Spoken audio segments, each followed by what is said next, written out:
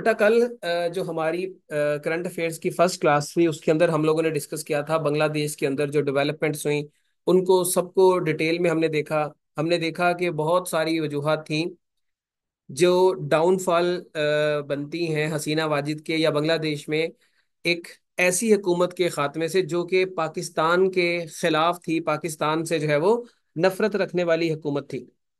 तो उस हुकूमत का जो है वो खात्मा होता है और टोटली वहां पर एक सिनेरियो जो है वो चेंज हो गया है। अब उस सूरत हाल को हमने डिस्कस करने के बाद आज हमने देखना है कि बांग्लादेश के अंदर जो अब हुकूमत आ रही है, मतलब जो इंटरिम गवर्नमेंट बनी है, वो जो इंटरिम गवर्नमेंट है उसको स्टार्ट में कौन कौन से चैलेंजेस का सामना होगा। मैं आप लोगों को मौका देता हूं कि आप लोग कमेंट सेक्शन में बताना शुरू करें कि आपके ख्याल में क्या मसले मसाइल जो है वो उसका सामना जो है वो इनको करना पड़ सकता है। शाबाश। फिर मैं भी आपको बताता हूँ, जल्दी से आप लोग कमेंट सेक्शन में बताना शुरू करें। और आप तमाम लोगों के मैसेजेस प्राइवेट हैं, सिर्फ मैं ही आप लोगों के मैसेजेस देख सकता हूं, तो आपको किसी किस्म की घबराहट की जरूरत नहीं है कि कोई मजाक उड़ाएगा या कोई आपको टॉन्ट करेगा। आप अपना जो भी ओपिनियन है उसे दे सकते हैं। ठीक है, डिप्लोमेटिक रिलेशंस में प्रॉब्लम आएगी, उसके अलावा फ्री एंड फेयर इलेक्शंस के ऊपर बिल्कुल ठीक है। शाबाश।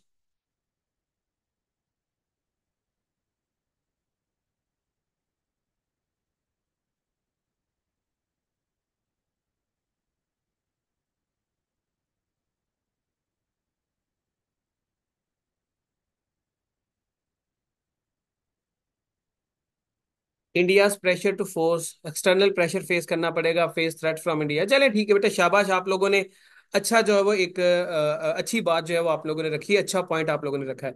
देखिए बेटा, सबसे पहले तो हमें ये समझना होगा कि बांग्लादेश के अंदर ये जो प्रोटेस्ट हुए उसके बाद जो पहली सिचुएशन है वो ये है कि पीस को रिस्टोर करना है। बांग्लादेश की जो नई हुकूमत है, जो इंटरिम गवर्नमेंट है, उसने मुल्क के अंदर, अपने मुल्क के अंदर अमन को प्रमोट करना है, रिस्टोर करना है और स्टेबिलिटी को जो है वो लेके आना है। ये कैसे आएगी?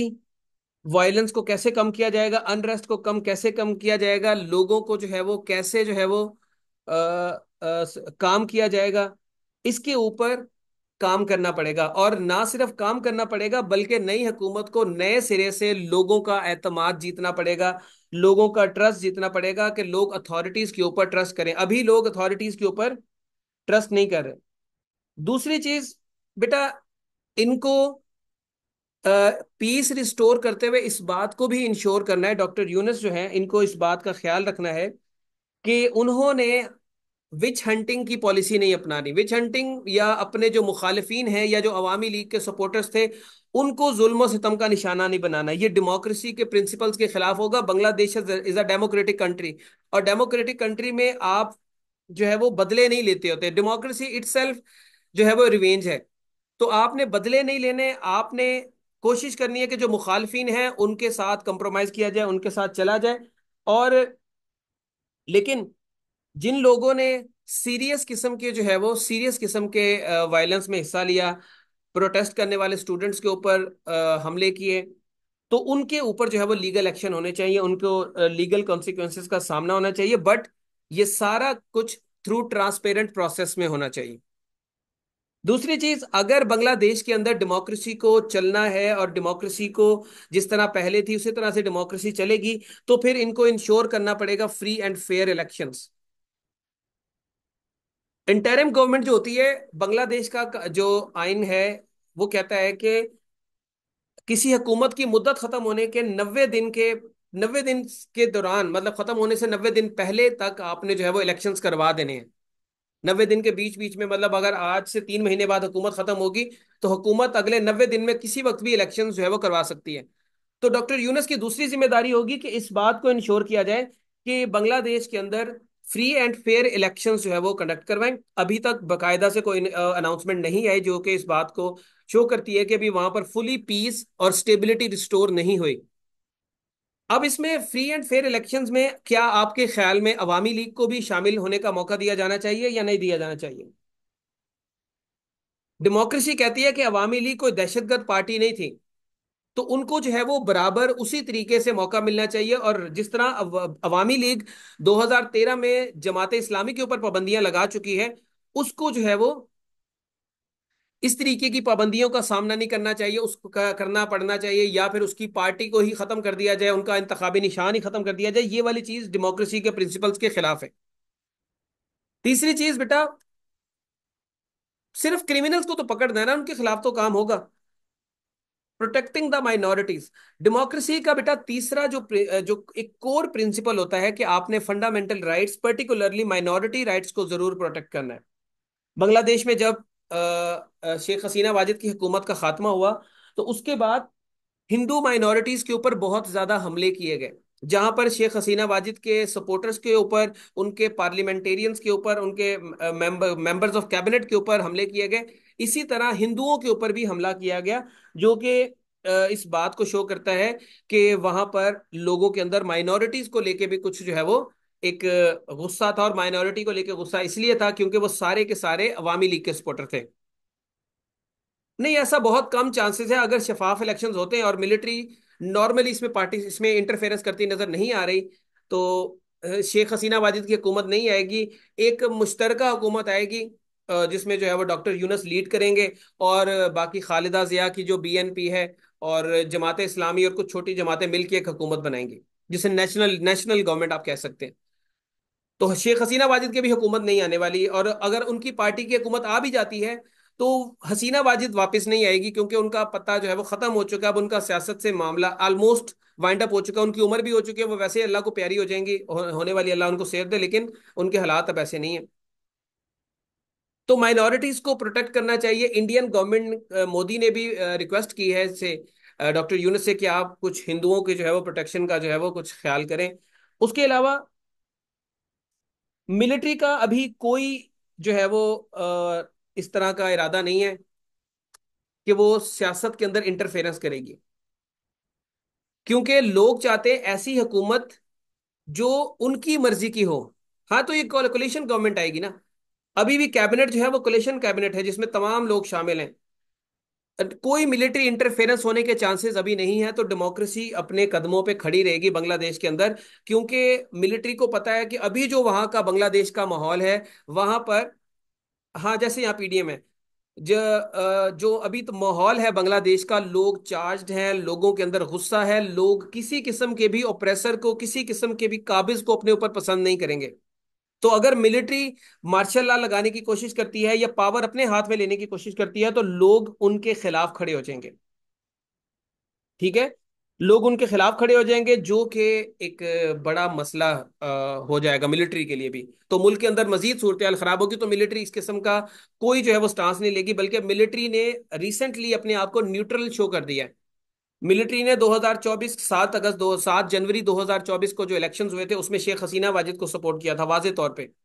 और उसी की सपोर्ट से, मिलिट्री की सपोर्ट से शेख हसीना वाजिद की हुकूमत आई। लेकिन उसके बाद जब सूरत हाल चेंज हुई और स्टूडेंट्स का एक प्रोटेस्ट सामने आया, एक रेवोल्यूशन सामने आई, तो मिलिट्री ने ये बेहतर समझा कि हम न्यूट्रल हो जाएं, रादर देन कि शेख हसीना के साथ हम भी गंदे हो जाएं। तो उन्होंने अभी न्यूट्रल रहना, तो मार्शल लॉ लगने के चांसेस कोई नहीं। और वैसे भी इंटरनेशनल प्रेशर भी बहुत है बांग्लादेश की मिलिट्री के ऊपर, कि आपने किसी किस्म की डेमोक्रेटिक प्रोसेस में जो है वो इंटरफेरेंस नहीं करनी। अब एक मसला बेटा डॉक्टर यूनस के लिए भी है। नहीं नहीं, हम हमारी आर्मी कहाँ आप पागल तो नहीं हो गए?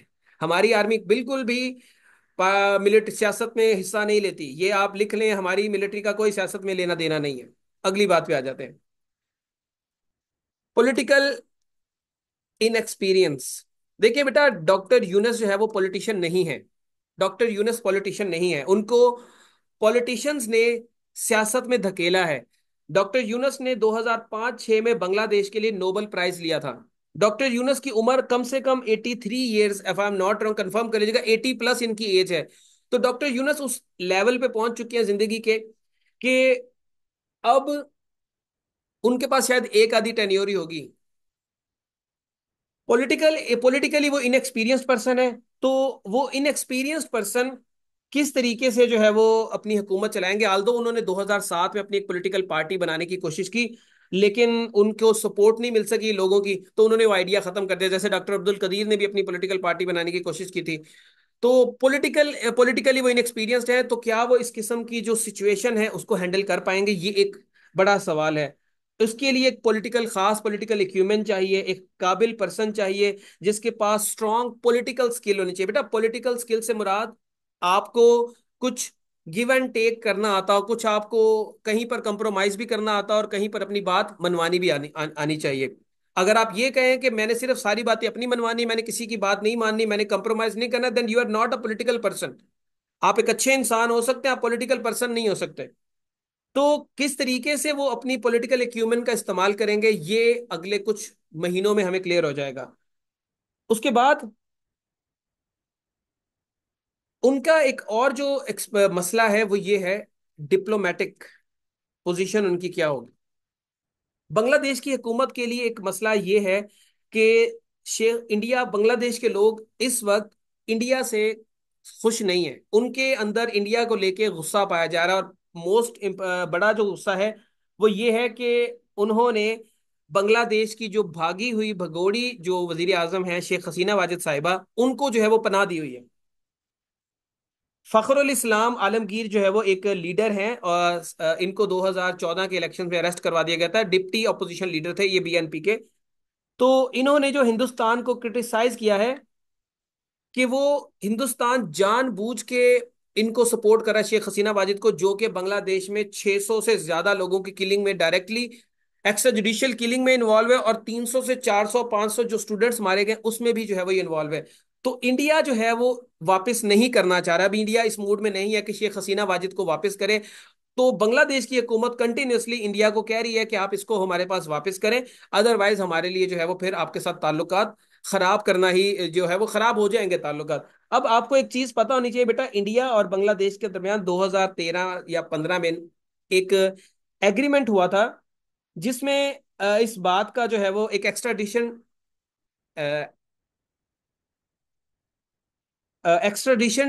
ट्रीटी जो है वो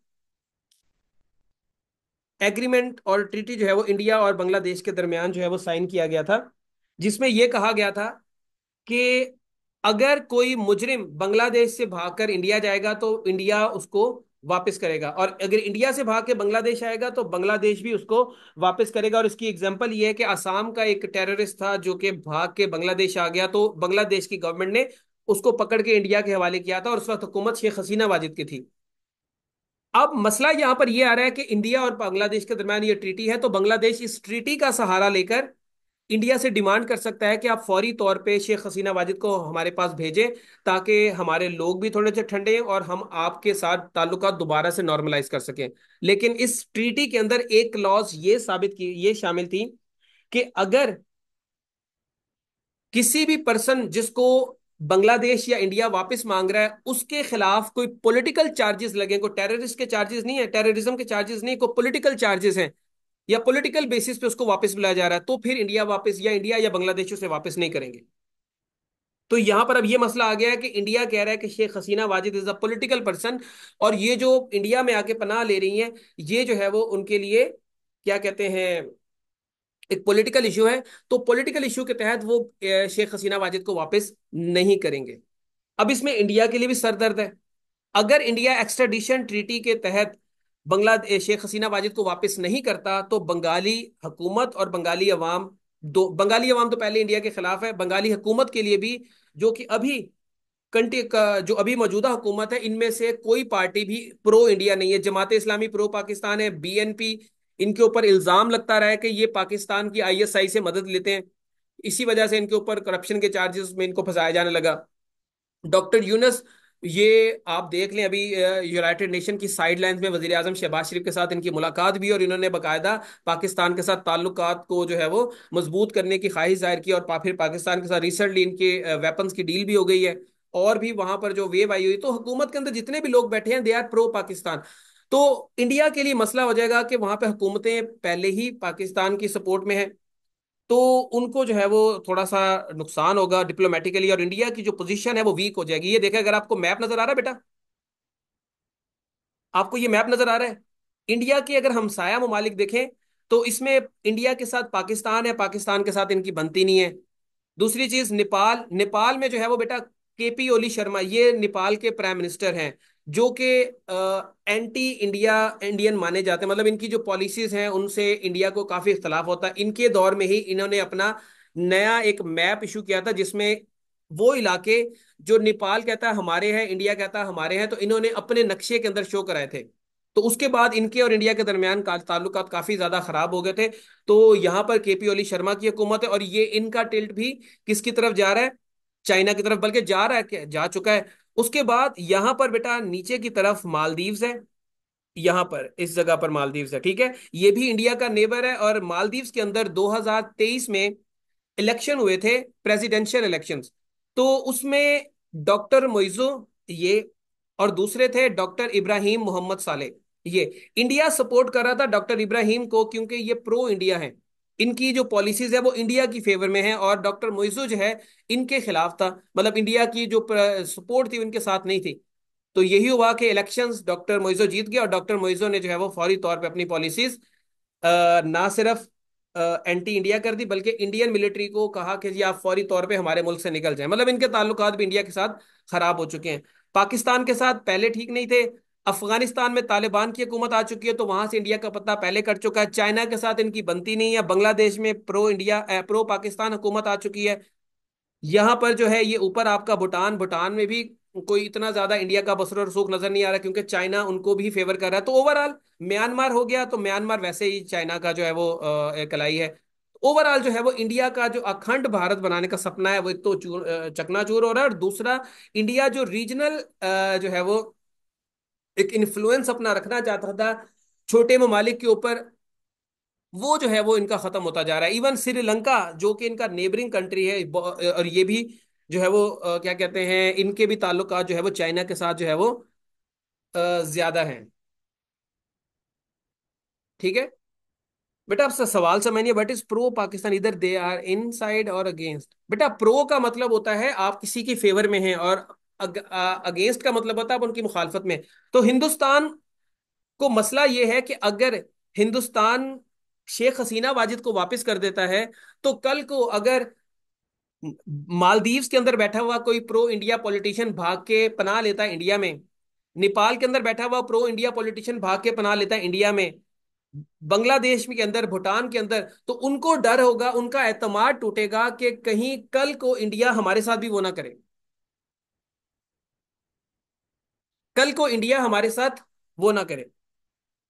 तो समझ आइए कि बांग्लादेश ने इस चैलेंज को कैसे डील करना है। ये चैलेंज सिर्फ बांग्लादेश के लिए नहीं है, ये हिंदुस्तान और बांग्लादेश दोनों के लिए है, कि उन्होंने इस डिप्लोमेटिक रिलेशन को किस तरीके से लेके चलना है।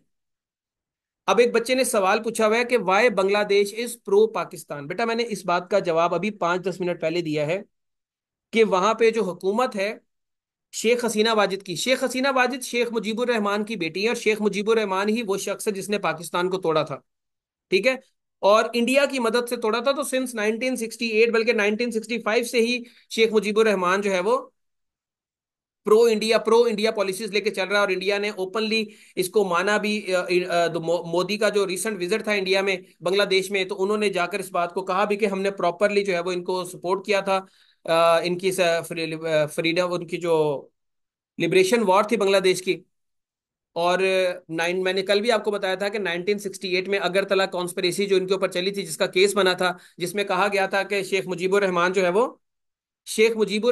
है उन्होंने जो है वो इंडिया के साथ मिलके पाकिस्तान को ब्रेक करने की वो जो है वो एक स्कीम पे काम कर रहे हैं। तो 1969 में इसको छोड़ दिया गया कि ये शायद झूठा प्रोपेगेंडा है, लेकिन 2011 में जिन 35 लोगों पे 1968 में केस चला था, उनमें से एक शख्स जो बच गया था, उसने पार्लियामेंट के अंदर खड़े होकर, जतिया सांसद उनकी जो पार्लियामेंट है उसमें खड़े होकर इस बात को कहा था कि वाकई ही वो केस हमारे ऊपर सही बना था, हम हिंदुस्तान के साथ लिंक में थे, राह हमें प्रॉपरली सपोर्ट करी थी, मुक्ति मुक्ति बाहिनी के कारकुनों को वेपन्स प्रोवाइड करी थी, और हमें डिप्लोमेटिकली भी सपोर्ट करी थी ताकि हम पाकिस्तान को तोड़ सके।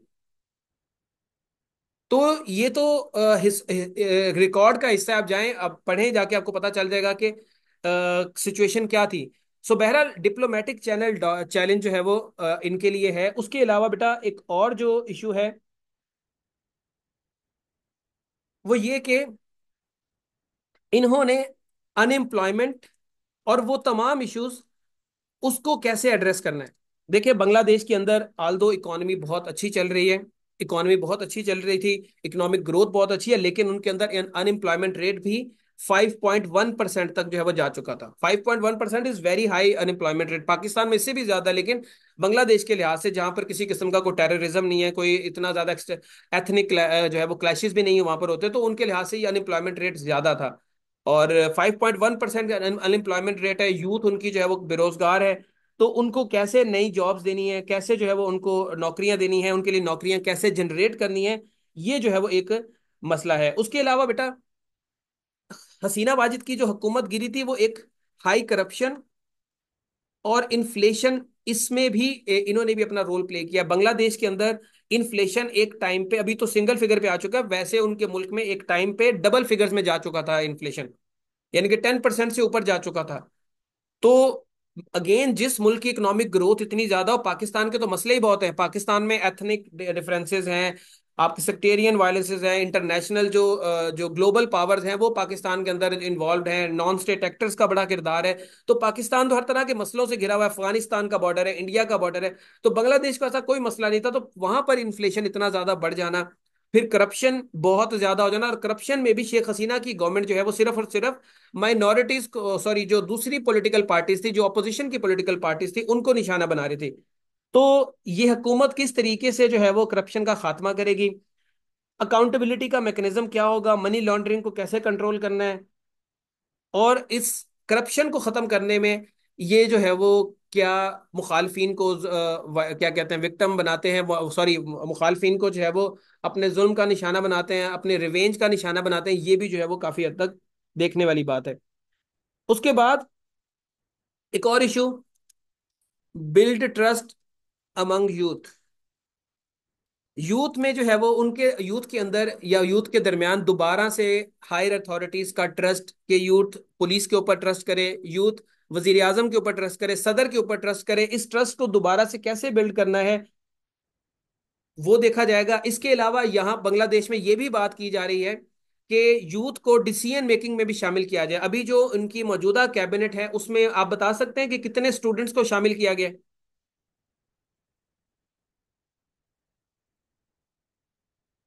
उसमें एक स्टूडेंट नाहिद इस्लाम को शामिल किया गया है, और वही स्टूडेंट जो है वो उस वही स्टूडेंट लीडर था जिसने ये मूवमेंट स्टार्ट की थी।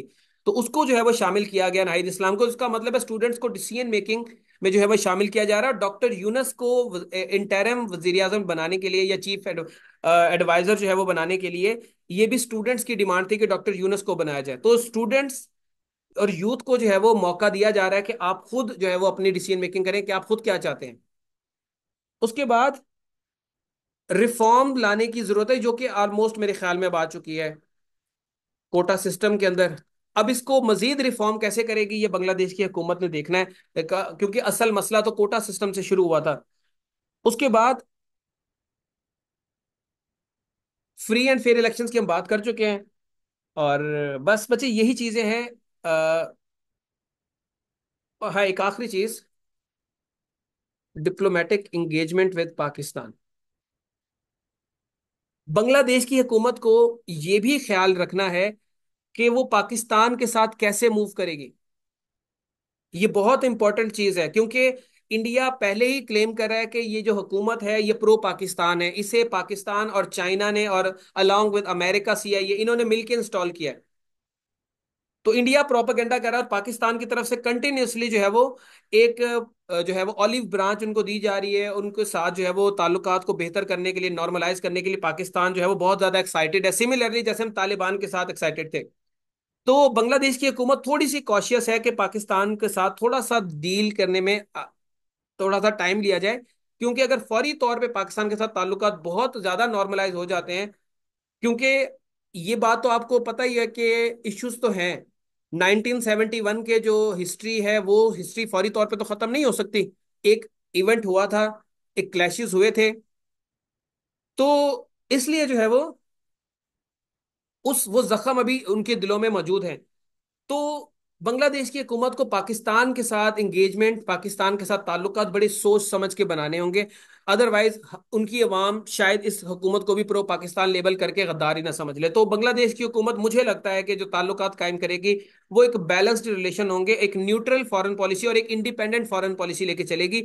अभी इनकी जो पॉलिसी थी वो इंडियन कंट्रोल थी, मतलब इंडिया जो है वो इनको डिक्टेशन करता था कि आपने पाकिस्तान के साथ ताल्लुकात खराब करने हैं या चाइना के साथ ताल्लुकात किस लेवल पे लेके जाने। बीएनपी जो है वो हमेशा से इस बात की सपोर्टर रही है, डॉक्टर यूनस भी, कि बांग्लादेश की इंडिपेंडेंट फॉरेन पॉलिसी होनी चाहिए, और इंडिपेंडेंट फॉरेन पॉलिसी डेफिनेटली उनको इंडिया से दूर और पाकिस्तान के करीब ले जाएगी। तो बच्चे मुझे जल्दी से बता दें कि आप लोगों को इन बातों की समझ आ चुकी है जो मैंने आपके साथ डिस्कस की हैं। ये बेटा, अब आज सिर्फ, बेटा मैंने ना एक सर्वे देखा था, मतलब लाइव एक प्रोग्राम था जिसमें एक कुछ अमेरिकन व्लॉगर्स थे। वो लोग बांग्लादेश की आवाम से सर्वे कर रहे थे कि उनका पाकिस्तान और हिंदुस्तान, या अगर उनको किसी मुल्क को चूज करना हो साउथ एशिया में तो वो किस मुल्क को चूज करेंगे। तो 90% लोगों ने पाकिस्तान का नाम लिया था। ठीक है, 90% लोगों ने पाकिस्तान का नाम लिया दिया था। इवन दे क्लेम कि Pakistan is our second home. उनको वो 1971 की जो चीजें भूल चुकी हैं वो उसका जिम्मेदार शेख हसीना वाजिद और उनके वालिद को ठहराते हैं। ठीक है।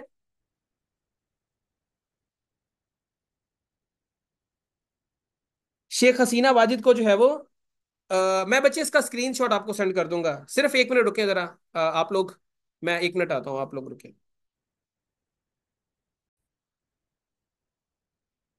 बेटा ये बांग्लादेश की पार्लियामेंट के डिप्टी स्पीकर थे, शौकत अली।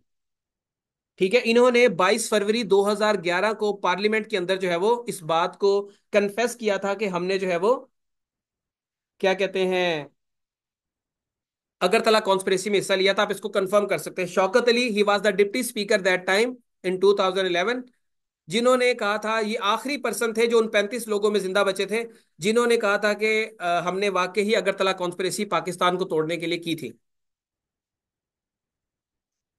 अब बच्चे इसके बाद हम लोग मूव करते हैं इंडिया की तरफ। इंडिया के लिए क्या इश्यूज हैं, और उसके बाद पाकिस्तान की तरफ आएंगे कि पाकिस्तान के लिए क्या लेसन हैं। एक बच्ची ने बड़ा प्यारा सवाल किया है, मैं उसका जवाब उनको दे दूं। एक बच्ची ने कहा कि सर, क्या अगर बांग्लादेश को ये ऑप्शन दी जाए कि वो पाकिस्तान के साथ दोबारा पार्ट बन जाए तो क्या वो अवाम, क्या अब तो अवाम का नैरेटिव, बेटा ऐसा नहीं हो सकता। देखें, अब दुनिया चेंज हो गई है। आप, कोई भी मुल्क दूसरे के साथ मर्ज होना नहीं चाहेगा। और ये बांग्लादेश के लिए भी अच्छा है कि वो अकेले रहे, हमारे लिए भी अच्छा है कि वो हमसे अलग ही रहें।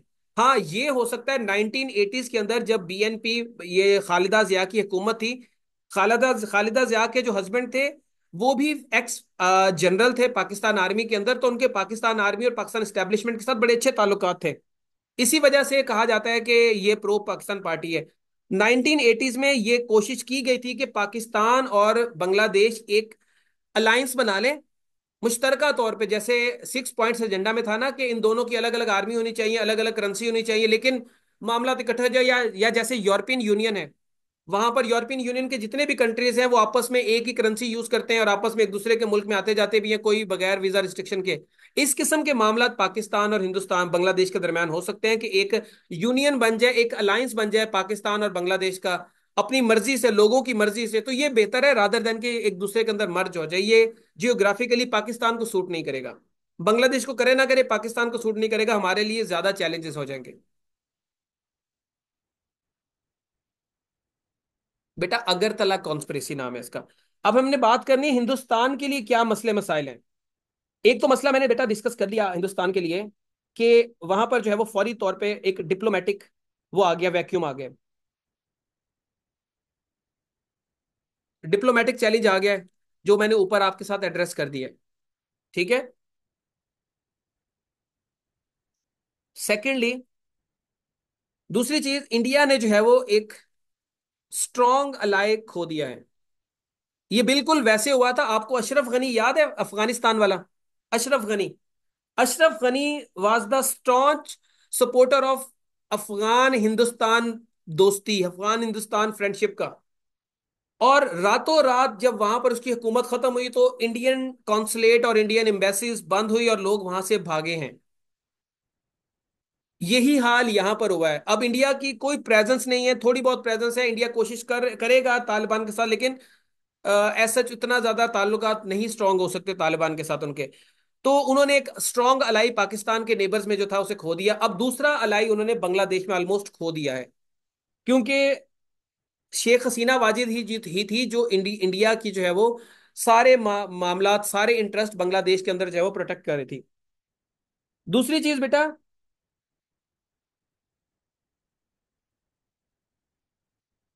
Increased influence of opposition parties. Bangladesh में अब जो इन्फ्लुएंस होगा वो जमाते इस्लामी का होगा। बांग्लादेश के अंदर जो इन्फ्लुएंस होगा बीएनपी का, और जमाते इस्लामी और बीएनपी मैंने आपको बताया दोनों ही anti Pakistan, anti India consider की जाती हैं। और बल्कि जो जमाते इस्लामी है इसको तो कहा जाता है कि 1971 की वॉर में इन्होंने पाकिस्तान आर्मी के साथ मिलके जो है वो क्या कहते हैं इस बांग्लादेश लिबरेशन वॉर के खिलाफ जंग लड़ी थी। तो इनको तो वो वैसे पसंद नहीं करती बांग्लादेश की जो शेख हसीना वाजिद थी, लेकिन अब क्योंकि जैसे ही शेख हसीना वाजिद की हुकूमत खत्म हुई तो इंडिया जो इनके आर्मी चीफ थे और इनकी सुप्रीम कोर्ट ने फौरी तौर पे अहकामात जारी किए कि जितने भी पार्टीज हैं जिनको बैन किया गया उनको उनका बैन खत्म किया जाए। जितने भी सियासतदानों को करप्शन के चार्जेस पे और झूठे केसेस में फंसा कर जो है वो जेलों में डाला गया उनको रिहा किया जाए। तो हसीना वाजिद को, खालदा जिया को भी छोड़ा गया, जमात इस्लामी भी वापस आ गई, और भी छोटी जमातें वापस आ गई। आपको पता है डॉक्टर यूनस के ऊपर और खालिदा जिया के ऊपर जो है वो करप्शन के चार्जेस क्या थे? इनके ऊपर करप्शन के चार्जेस ये लगे थे कि इन्होंने जो है वो जो सिक्योरिटी फंड्स होते हैं ना लेबर के, डॉक्टर यूनस के ऊपर ये लगा था कि इसने सिक्योरिटी फंड जो लेबर के होते हैं वो जो है वो क्लियर नहीं किए, उसमें से पैसा खाया है। हालांकि डॉक्टर यूनस बहुत सारे ऐसे बिजनेसेस कर रहे हैं जो कि जिसमें से इनके अपने लगाए हुए हैं, लेकिन उन बिजनेसेस से ये 1 रुपया भी अपनी जात पे नहीं लगाते। तो सिर्फ झूठे केसेस में, जैसे आप समझ लें कि जैसे आज पाकिस्तान में कुछ सियासतदानों को झूठे केसेस में फंसाया हुआ है, सिमिलरली उसी तरह जो है वो डॉक्टर यूनुस के साथ हुआ। बहरहाल उनके अभी केसेस खत्म हो चुके हैं, 3 साल जो है वो उनके ऊपर सजा थी। उनको अब जो है वो फ्रांस से आए हैं थे वो अभी वापस। सना खालिद बेटा, आपको ये बात समझ क्यों नहीं आ रही? मेरा बेटा, मैं कह रहा हूँ शेख हसीना वाजिद शेख मुजीबुर रहमान की बेटी हैं, और शेख मुजीबुर रहमान की जो पार्टी है वो उसी ने तो मिलके इंडिया के साथ पाकिस्तान तोड़ा था। तो हसीना वाजिद भी उसी की बेटी है, तो वो जाहिर सी बात है अपने बाप की लेगेसी को लेकर चलती। इस वजह से वो जो है वो इंडिया की आंखों का तारा और इंडिया की तरफ जो उसका झुकाव ज्यादा था। उसके बाद बेटा, स्ट्रेटेजिक अपॉर्चुनिटीज फॉर पाकिस्तान। यहां पे गेम ये चल रही है कि जो तुम्हारा दोस्त है वो मेरा दुश्मन है, जो तुम्हारा दुश्मन है वो मेरा दोस्त बन गया। एक रात के अंदर ही, एक रात के अंदर ही, एक रात के अंदर ही बांग्लादेश, जिसके बारे में हम लोगों की ओपिनियन ज्यादा अच्छी नहीं थी, हम उनके साथ कुछ ज्यादा अच्छा ट्रीट भी नहीं करते थे, अचानक हमारे दिल में, हर पाकिस्तानी के दिल में उनके लिए मोहब्बत जाग गई है। Not only in the government sector, हर पाकिस्तानी के दिल में ये ख्वाहिश जागी है कि हम दोबारा जो है वो इकट्ठे हो जाएं, दोबारा उनसे उनके साथ हमारे सारे मामलात हो जाएं। तो पाकिस्तान के लिए बेटा एक स्ट्रेटेजिक अपॉर्चुनिटीज आई हैं, नई अपॉर्चुनिटीज के दरवाजे खोले हैं। पाकिस्तान जो है वो इनके साथ डिप्लोमेटिक रिलेशंस अपने इंप्रूव कर सकता है, जो कि शेख हसीना वाजिद के दौर में बहुत बुरे थे। इवन शेख हसीना वाजिद के दौर में इनकी जो इंटेलिजेंस एजेंसी थी बांग्लादेश की, ये पाकिस्तान के डिप्लोमेट्स को डराती थी, धमकाती थी, धमकियां लगाती थी कि आपने जो है वो ये काम नहीं करने। या पाकिस्तान के जो डिप्लोमेट थे उनको आजादाना मूवमेंट पे भी रोका जाता था। पाकिस्तान के खिलाफ, पाकिस्तान के हक में बात करना तो बड़ी दूर की बात है, आप पाकिस्तान का नाम लेने वालों को भी जो है वो वहां पर गद्दार करार दे दिया जाता था। अब लास्ट मोस्ट रिसेंटली पाकिस्तान ने बांग्लादेश का टूर किया था, तो वहां पर देखने को मिला कि बांग्लादेश की आवाम पाकिस्तान से कितनी मोहब्बत करती है। वहां पर जो टी शर्ट्स थी वो पाकिस्तान की, बंगालियों ने अपनी टी शर्ट छोड़ के पाकिस्तान की टी शर्ट्स पहनी, ये शो कराने के लिए कि वो पाकिस्तान से कितनी मोहब्बत करते हैं। लेकिन वहां पर जो अवामी लीग के सपोर्टर्स थे उन्होंने आकर उन लोगों को तशद्दुद का निशाना बनाया। अब वो वहां पर लोग ओपनली पाकिस्तान के साथ मोहब्बत भी शो कर रहे हैं। और उसके अलावा क्या कहते हैं, अभी मैंने बताया कल आपको कि कायदे आजम का जो है वो 76वां जो है वो यौम वफात वहां पर मनाया गया। पहली दफा जब से बांग्लादेश बना है उसके बाद पहली दफा जो है वो ये हुआ है कि कायदे आजम का यौम वफात वहां पर मनाया गया है। तो पाकिस्तान के लिए बड़ी अपॉर्चुनिटीज खुली हैं, पाकिस्तान के डिप्लोमेट्स के लिए भी। पाकिस्तान उनके साथ ट्रेड ताल्लुकात बढ़ा सकता है, उनके अंदर इन्वेस्टमेंट कर सकता है। शहबाज शरीफ साहब ने जो है वो अभी यूनाइटेड नेशन की साइडलाइंस में ये ख्वाहिश जाहिर की है कि पाकिस्तान टेक्सटाइल एंड लेदर के अंदर बांग्लादेश में इन्वेस्टमेंट करना चाहता है, उनके साथ कारोबार करना चाहता है। अब ये पता नहीं हम करेंगे कैसे, हमारी तो अपनी लेदर लेदर हुई पड़ी है। बहरहाल अच्छी बात है, हमें उनके साथ ट्रेड करनी चाहिए। तो इंडिया के लिए ये भी एक खतरा है कि भाई अगर पाकिस्तान के साथ उनके ताल्लुकात बहाल हो गए तो फिर हमारी जो है वो क्या कहते हैं, हमारी तो छुट्टी हो जाएगी, और इंडिया की छुट्टी बनती भी अब होना। उसके बाद बॉर्डर सिक्योरिटी। मैंने आपको बताया कि आसाम के कुछ अ, आसाम के अंदर जो है वो एक ग्रुप है, यूएलएफए, जो एब्रीविएशन है United liberation front of Assam. ये एक आजादी पसंद ग्रुप है जो कि क्या करता है, बांग्लादेश के अंदर जो है वो, जिस तरह तहरीके तालिबान पाकिस्तान अफगानिस्तान की जमीन इस्तेमाल करती है पाकिस्तान के ऊपर हमला करने के लिए, पाकिस्तान पे हमला किया और दोबारा अफगानिस्तान भाग जाए, इसी तरह यूएलएफए ये जो आजादी पसंद तहरीक है, ये आसाम के अंदर जो है वो आजादी की मूवमेंट है। तो इनके लोग बांग्लादेश की जमीन को यूज करते हैं, वहां से अटैक करके इंडिया के ऊपर फिर वहां भाग जाते हैं। तो शेख हसीना वाजिद की हुकूमत इन लोगों को पकड़ के जो है वो इंडिया के हवाले करती थी। अब क्योंकि ऐसी हुकूमत नहीं है, तो हिंदुस्तान को ये टेंशन हो गई है कि हमारे सिक्योरिटी मामलात बढ़ जाएंगे, खराब हो जाएंगे, और सिक्योरिटी मामलात की वजह से हमें मिलिट्री बिल्डअप बांग्लादेश के बॉर्डर पे भी ज्यादा करना पड़ेगा। ठीक है, क्योंकि अगर ऐसा नहीं होगा तो वहां पर इलीगल माइग्रेशन भी होगी, और भी दूसरे जो है वो मसले मसाइल होंगे, सिक्योरिटी के मामलात भी रहेंगे। उसके बाद इंडिया के लिए एक और चैलेंज चैलेंज जो है वो ये है कि पोटेंशियल रिफ्यूजी क्राइसिस शुरू हो सकते हैं। मैंने अभी आपको बताया कि हिंदुस्तान बांग्लादेश के अंदर 8% हिंदू रहते हैं। 8% जो उनकी पॉपुलेशन का जो है वो हिस्सा हिंदुओं के ऊपर मुश्तमिल है। और हिंदुओं के ऊपर शेख हसीना वाजिद की हुकूमत के डाउनफॉल के बाद बहुत ज्यादा हमले हो रहे हैं, जिसकी वजह से वो लोग भाग रहे हैं। बेटा इंडिया बेस्ड मूवमेंट है ये, आसाम की मूवमेंट है, आसाम। और वहां से जो है वो ये हमले करते हैं इंडिया के ऊपर, बांग्लादेश के थ्रू ये हमला करते हैं, बांग्लादेश की जमीन को यूज करके, या इंडिया पे हमला करके इनके जो ग्रुप लोग हैं, जो लीडर्स हैं, वो भाग जाते हैं वहां पर बांग्लादेश के अंदर। तो रिफ्यूजी क्राइसिस, बहुत सारे हिंदू जो है वो रिफ्यूजीज बन के जो है वो इंडिया की तरफ आएंगे, तो इतने सारे रिफ्यूजीज को इंडिया कैसे जो है वो हैंडल करेगा, इनको कैसे रोकना है, ये इंडिया के लिए जो है वो एक सरदर्द बन गया है।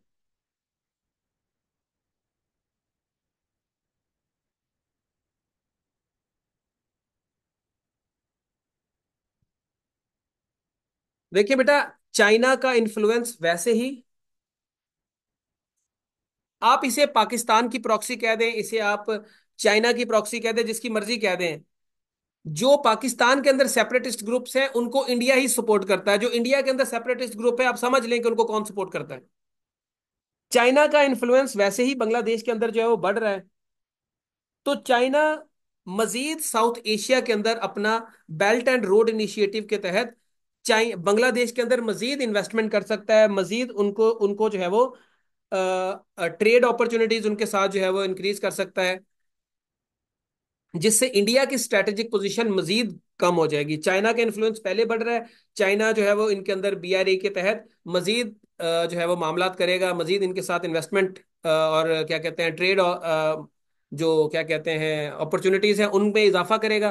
तो इन चाइना की तरफ ऑटोमेटिकली बांग्लादेश का टिल्ट जो है वो और ज्यादा हो जाएगा, जो कि इंडिया के लिए नाकाबिले कबूल है। बेटा एक्स्ट्राडिशन ट्रीटी जो है मैंने आपको बताया। इसके अलावा क्या बांग्लादेश पाकिस्तान बांग्लादेश को चाइना पाकिस्तान इकोनॉमिक कॉरिडोर में शामिल कर सकता है?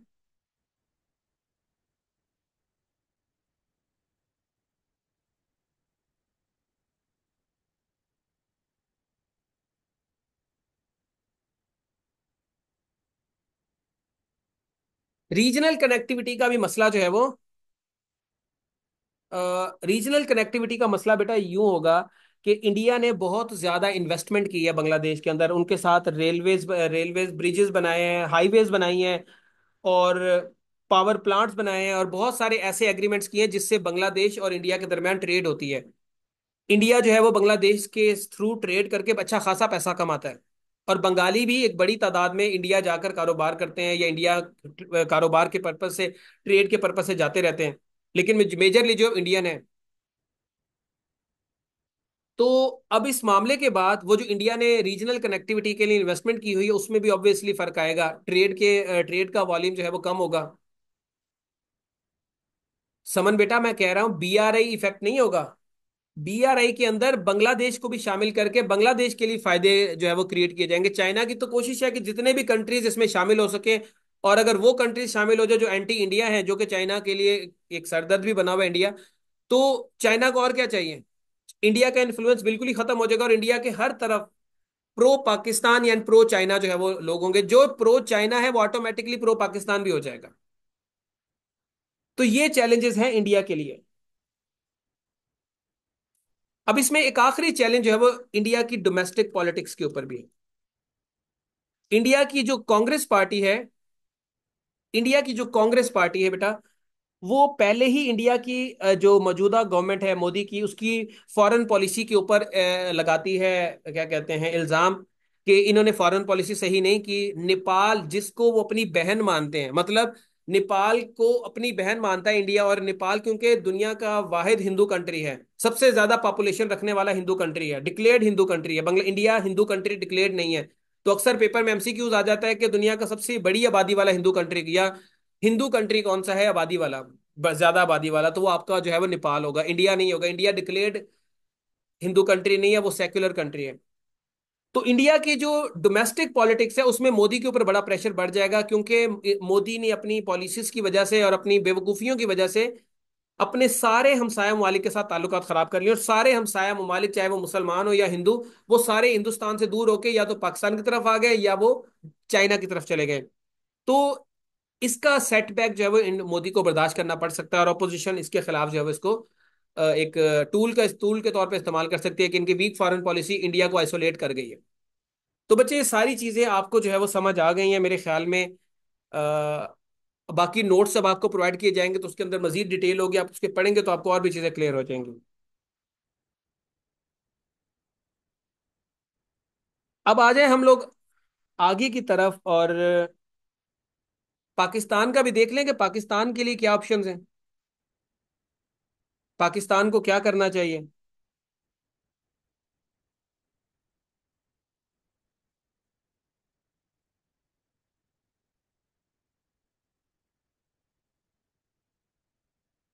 चलें जी, अब हम पाकिस्तान में भी आ जाते हैं कि देखिए पाकिस्तान को बांग्लादेश के साथ अब कैसे चलना है।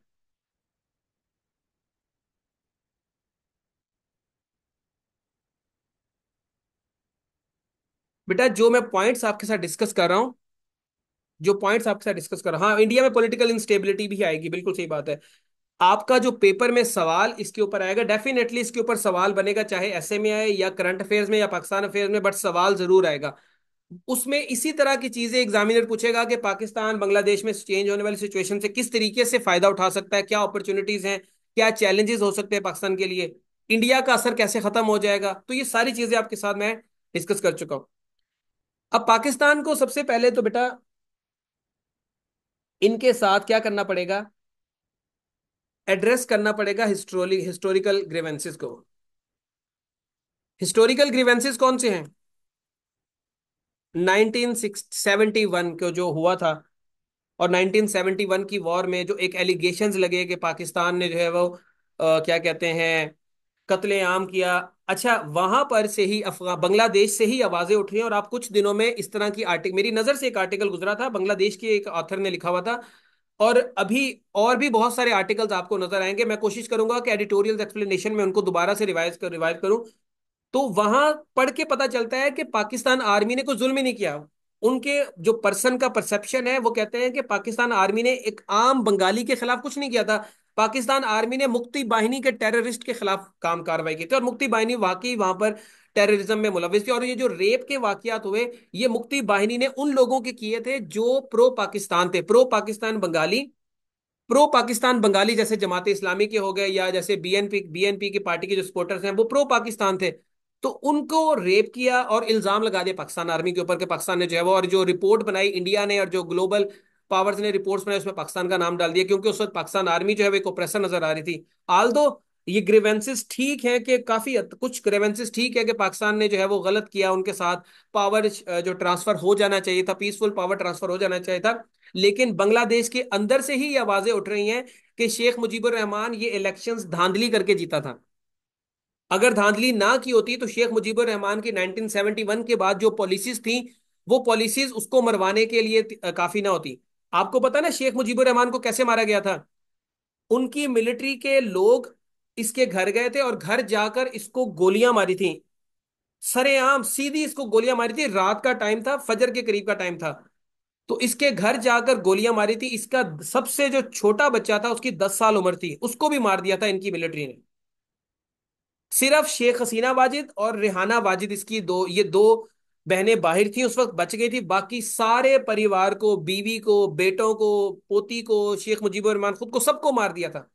और उसकी वजह क्या थी? Sheikh Mujibur Rahman one party system बनाने जा रहा था कि बांग्लादेश के अंदर कोई दूसरी पार्टी होनी नहीं चाहिए। भाई आप एक तरफ खुद जो है वो इस चीज के खिलाफ लड़के आपने मुल्क बनाया कि जी पाकिस्तान के अंदर हमें जो है वो हमारा डेमोक्रेटिक राइट नहीं दिया गया, और दूसरी तरफ आप खुद ही वन पार्टी सिस्टम बनाने जा रहे हैं। फिर इसने जो है वो नेपोटिज्म बहुत किया, फौज के अंदर उन लोगों को फेवर करना शुरू किया जो कि इसकी आइडियोलॉजी या इसकी पॉलिटिकल पार्टी को सपोर्ट करते थे। और ये भी बांग्लादेश के अंदर से ही आवाजें उठ रही हैं कि शेख मुजीबुर रहमान ने 1971 के इलेक्शंस में लोगों को डरा धमका के, लोगों के ऊपर जुल्म करके, जबरदस्ती धौंस से, धमकी से उनसे जो है वो अपनी फेवर में वोट डलवाए, या उनको फिर वोट डालने ही नहीं दिया गया। जहां उसको डर था कि ये हल्का मेरे खिलाफ है, वहां पर जो है वो इसने बदमाशी करके, मतलब जो काम कहते हैं ना कि आर्मी ने किया, आर्मी धांधली करती है, वहां पर आर्मी ने कुछ इंटरफेरेंस नहीं की, इन्होंने इंटरफेरेंस की। ये तो उनके अंदर से आवाजें उठ रही हैं। अब एक कुछ अरसे में, कुछ 5-6 महीनों में आपको और भी बहुत सारी चीजें नजर आएंगी। और अभी बांग्लादेश में एक मूवी भी बनी थी शेख मुजीबुर रहमान की जिंदगी पे, तो उसमें बड़ा उसको इनोसेंट दिखाया गया, और हमारे पाकिस्तान के कुछ मखसूस लोगों ने उसको जो है वो उन क्लिप को एक एस्पायरेशन और एक इंस्पायरेशन के तौर पे लिया कि ये देखिए जी पाकिस्तान में भी ये हो रहा है। वो सारी की सारी मूवी प्रोपागेंडा मूवी थी जिससे शेख हसीना वाजिद ने बनाया था, और शेख हसीना वाजिद और उसकी पार्टी की तरफ से बनाई गई मूवी जो होगी वो उसमें प्रो पाकिस्तान चीज तो नहीं दिखाएगी, पाकिस्तान को बुरा दिखाया जाएगा। बहरहाल पाकिस्तान को मीठे मीठे प्यार प्यार में बांग्लादेश के साथ अपॉलॉजी कर लेनी चाहिए। अब शेख हसीना वाजिद जाती है इंटरनेशनल अपॉलॉजी, पाकिस्तान पूरी दुनिया के सामने माफी मांगे और ये एक्सेप्ट करे कि हमने बांग्लादेश के अंदर जेनोसाइड किया। पाकिस्तान इस चीज को नहीं मानता कि हमने नहीं किया। अब ये वाली जो हुकूमत है, इस हुकूमत का मानना यह है कि बांग्लादेश का 1971 का चैप्टर अब पुराना हो चुका है, वो 1971 में जो हुआ उसको भूल जाएं, अब हमें आगे की तरफ मूव करना है। लेकिन पाकिस्तान को ये समझना चाहिए कि आप बिल्कुल ही आगे नहीं जा सकते। अगर बांग्लादेश की तरफ से ये आवाजें आ रही हैं, वो इस चीज को चाह रहे हैं कि हम नया चैप्टर शुरू करें, तो पाकिस्तान भी थोड़ा सा मीठे मीठे लफ्जों में एक विजिट करे और वहां जाकर जो है वो माजरत कर ले। जैसे अमेरिकन प्रेसिडेंट ने जापान आकर जापान के लोगों से माजरत की थी कि हमने जो हिरोशिमा और नागासाकी पे किया उसके लिए हम माजरत खाएं। तो एक मीठी सी हो सकती है अपॉलॉजी, जिससे ताल्लुकात मजीद बेहतर होंगे, इसको बड़ापन कहा जाएगा। देखिए पाकिस्तान ने जो है वो हमारे साथ ये किया है।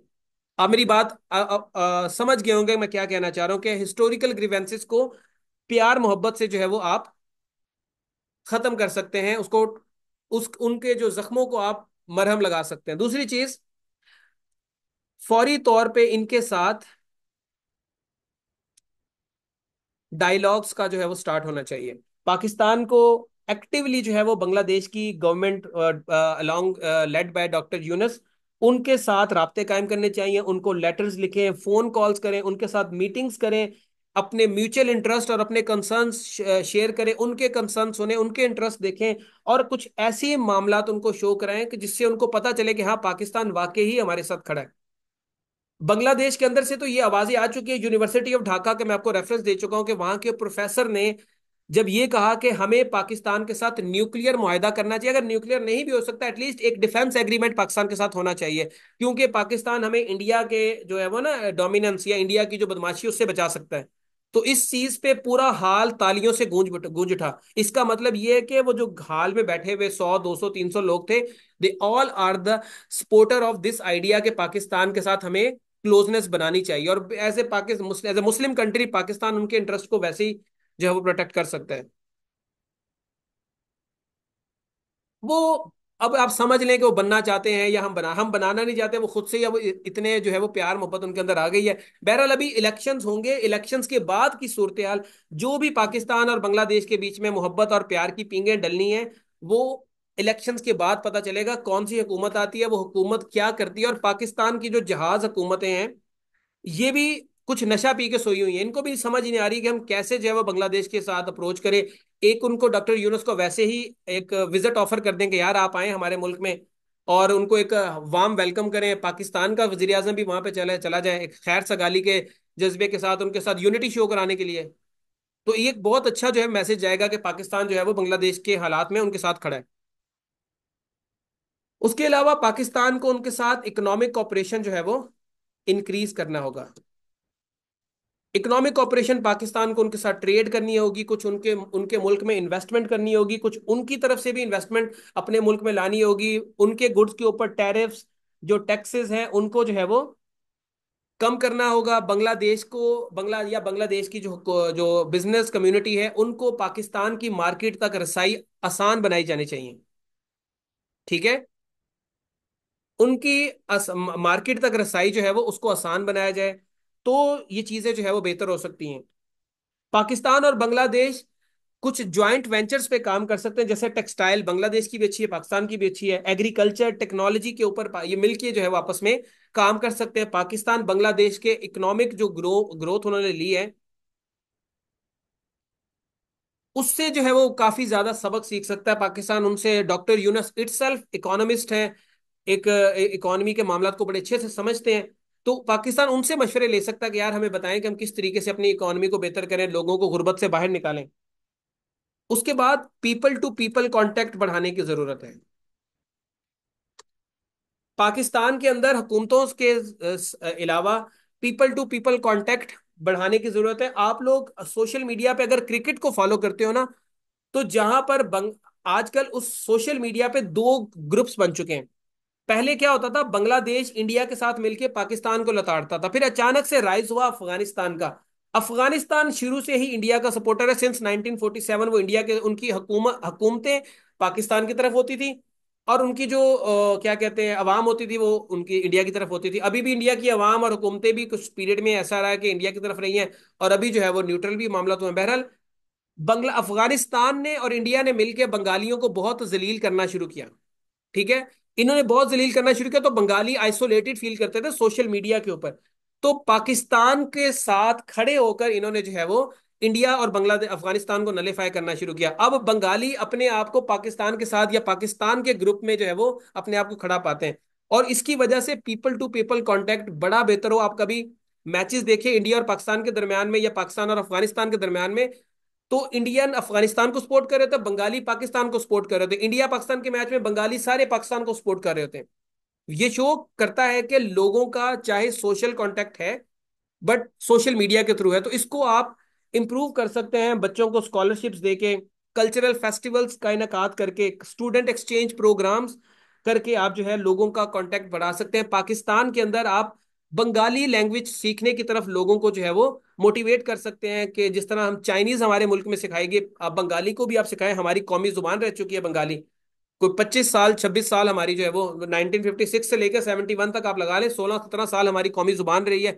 उससे पहले भी जो है वो इसको बाकी रीजनल लैंग्वेज से ऊपर दर्जा दिया गया है। तो लोगों को इनकरेज किया जाए कि आप बंगाली लैंग्वेज सीखें, ताकि बंगाली लोगों के साथ जो आपके ताल्लुकात हैं वो थोड़े से बेहतर हो।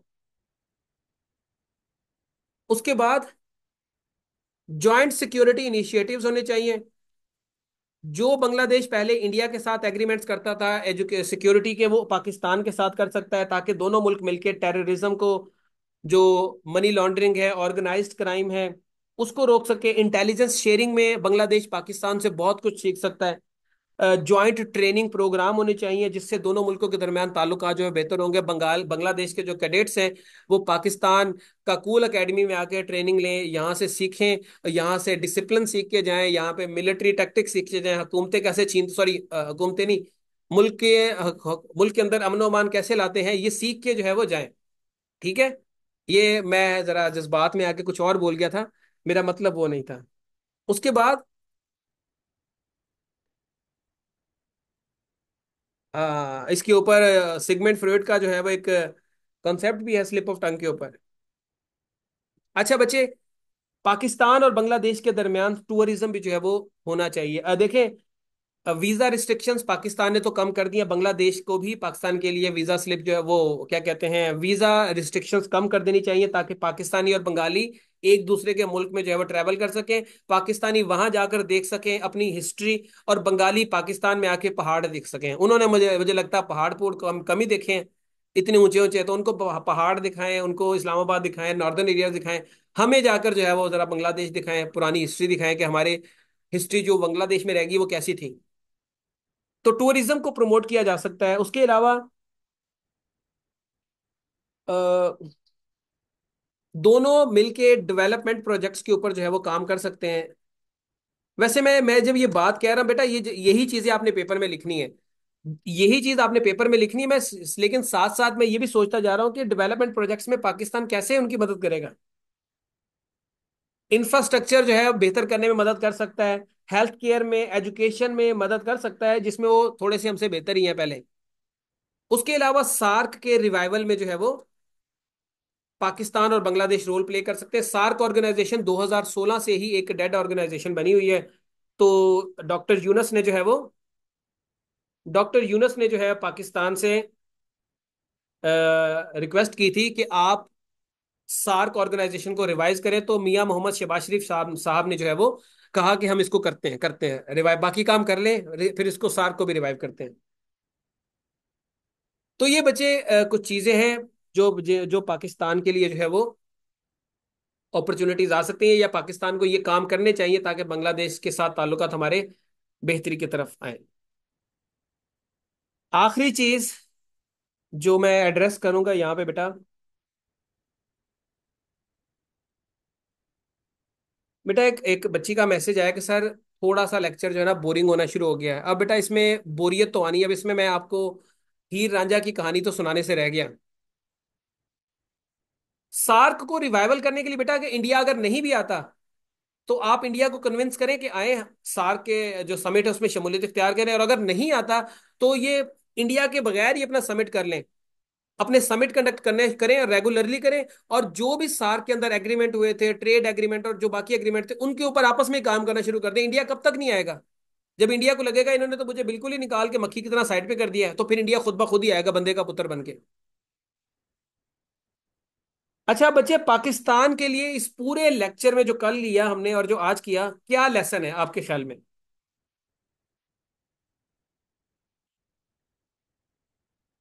बेटा पाकिस्तान के लिए लेसन्स बड़े कॉमन है। एक तो, कभी भी इलेक्शंस में धांधली ना करें, कभी भी इलेक्शन में धांधली ना करें, फ्री एंड फेयर इलेक्शंस होने चाहिए। क्योंकि जब आप लोगों के हक राय दही पे जो है वो डाका डालते हैं, तो उसके बाद फिर क्या होता है, आप ज्यादा अरसे तक लेजिटिमेट गवर्नमेंट लोगों के ऊपर ला नहीं सकते, लोग उस हुकूमत को मानते नहीं। अब देखें ना, पाकिस्तान के लोग, मेरे अलावा और एक दो बच्चों के और अलावा, कौन जो है वो मौजूदा हुकूमत को मानता है? कोई भी नहीं मानता उसको, लेजिटिमेट गवर्नमेंट ही नहीं मानता। एक मैं मानता हूँ, एक दो बच्चियां और हैं, और एक बच्चा है हमाद, हम चार लोग मानते हैं। उसके बाद दूसरी चीज, आप कभी भी मेरिट और फेयरनेस का दामन अपने हाथ से न छोड़ें, लोगों को मेरिट की तरफ जो है वो लेके जाए, मेरिट को प्रमोट करें, फेवरेटिज्म दूर करें, नेपोटिज्म को खत्म करें। उसके बाद सेंसरशिप ऑन इंटरनेट, आप इंटरनेट पे पाबंदी लगा के, आप जर्नलिस्ट को उठा के, आप फ्रीडम ऑफ स्पीच पे पाबंदी लगाकर कभी भी लोगों की जो इख्तलाफे राय है उसको दबा नहीं सकते, लोगों की आवाज को आप खास अरसे तक नहीं दबा सकते। जब आप उसको आज के डिजिटल दौर में जब आप उसको दबाएंगे तो फिर क्या होगा? फिर ये होगा बेटा कि लोगों का गुस्सा किसी ना किसी चीज का बहाना बना के निकलेगा। जैसे बांग्लादेश के अंदर लोगों का गुस्सा कोटा का बहाना बना के निकला, उन्होंने बात कोटा से शुरू हुई थी और हुकूमत की छुट्टी होने तक जो है वो खत्म हुई। उसके बाद power of the youth, youth की पावर को जो है वो आप कभी भी अंडर एस्टिमेट नहीं कर सकते। क्योंकि आज की जो यूथ है, चाहे वो पाकिस्तान की हो, चाहे वो बांग्लादेश की हो, चाहे वो किसी भी मुल्क की हो, दे आर इन्फॉर्म्ड पीपल। आज की यूथ के पास इंटरनेट है, मोबाइल फोन्स हैं, व्हाट्सएप है, तो वो लोग हर चीज को जानते हैं, दुनिया में क्या हो रहा है, मुल्क के अंदर क्या हो रहा है, तो वो इन्फॉर्म्ड है, तो वो फौरी तौर पे चेंज लाने की सलाहियत रखते हैं। तो आप उनको जो है वो क्या कहते हैं, फ्रस्ट्रेट ना करें। उसके बाद institutions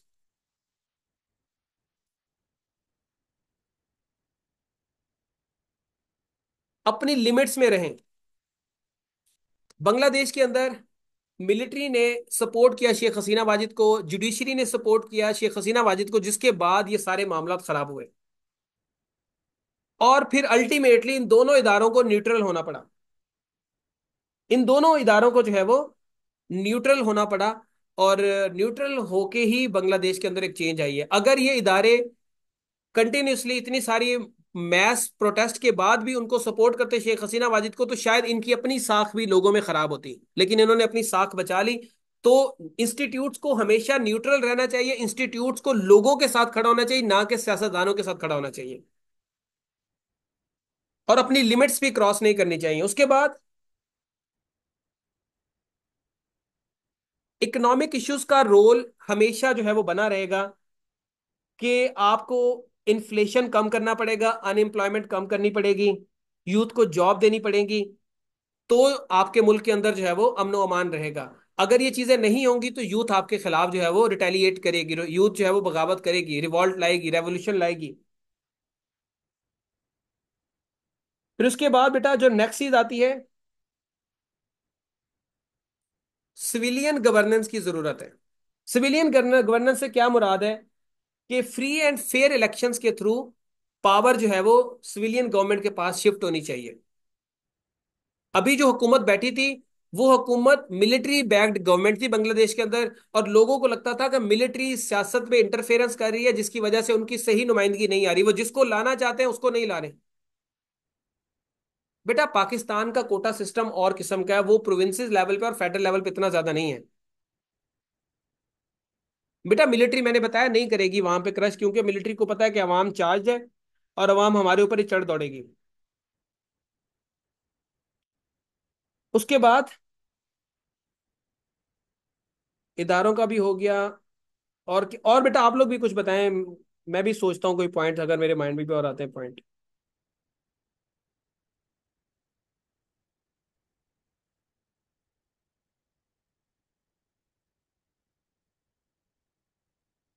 role of political elites इस पाकिस्तान के अंदर, पाकिस्तान के लिए एक लेसन ये भी है कि आप डेमोक्रेसी को अपने मुल्क में चलाएं और वन पार्टी सिस्टम पाकिस्तान को ना बनने दें। आप पाकिस्तान के सियासतदानों को, पाकिस्तान की स्टैब्लिशमेंट को ये समझना चाहिए कि आप किसी सियासी जमात को साइड पे नहीं लगा सकते। ठीक है, किसी भी सियासी जमात को साइड पे नहीं लगा सकते, आप किसी भी सियासी जमात को पॉलिटिकल प्रोसेस से बाहर नहीं कर सकते। अदरवाइज आपका मुल्क डिवाइडेड होगा, आपके मुल्क के अंदर फ्रीक्वेंटली जो है वो इंस्टेबिलिटी आती रहेगी, और आपके मुल्क के अंदर जो है वो मामला खराब रहेंगे। इलीट्स को ये सोचना होगा कि हमें अपनी मुखालफत मुखालफत पीछे करके मुल्क के लिए आपस में बैठना होगा। इसमें इमरान खान हो, चाहे नवाज शरीफ हो, नवाज शरीफ तो शरीफ बंदा है, शहबाज शरीफ हो, चाहे आसिफ अली जरदारी हो, इन तमाम लोगों को अपने इख्तलाफात खत्म करके बैठना चाहिए और अपनी अना को पीछे करना चाहिए, मुल्क को जो है वो आगे लेके आना चाहिए।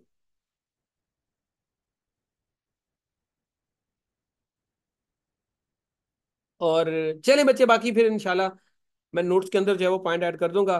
तो ओवरऑल आपका ये लेक्चर कैसा रहा? आपको इस लेक्चर की